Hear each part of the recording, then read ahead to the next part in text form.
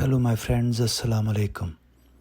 Let's study verses 34 to 36 of chapter 34 of Quran, that is Surah Sabah. So let's begin.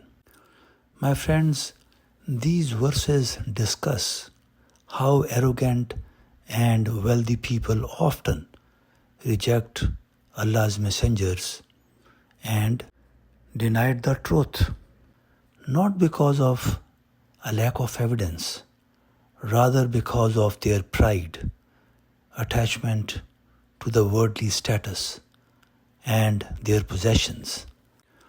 My friends, now let's look at these verses one by one.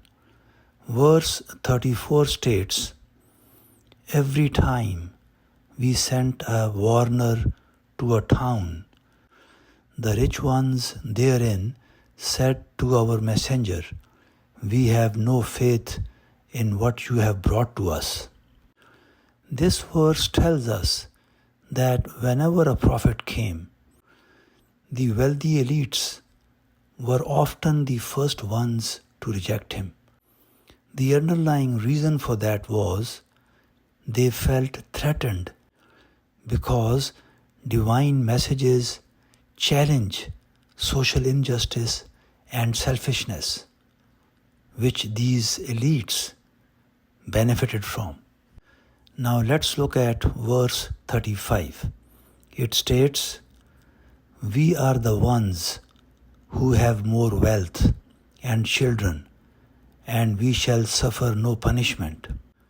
My friends, this verse tells us that these elites, these people who control the society, they wrongly assumed that having money and children meant that God was pleased with them. They used their material success as a false sign of divine approval, thinking, if God was unhappy with us, why would He give us so much?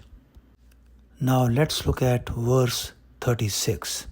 It states, "Say, my Lord increases and determines the sustenance of whomever He wants, but most people do not know." My friends, this verse clearly tells us that wealth is a test, not a proof of God's love. Allah gives and withholds based on His perfect wisdom, not based on someone's worthiness. But many people fail to grasp this and are deceived by their possessions and appearances.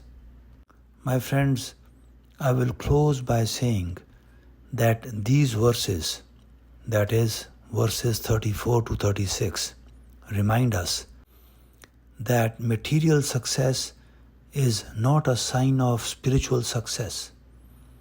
The thing which will save us on the day of judgment is our true faith in Allah and good deeds.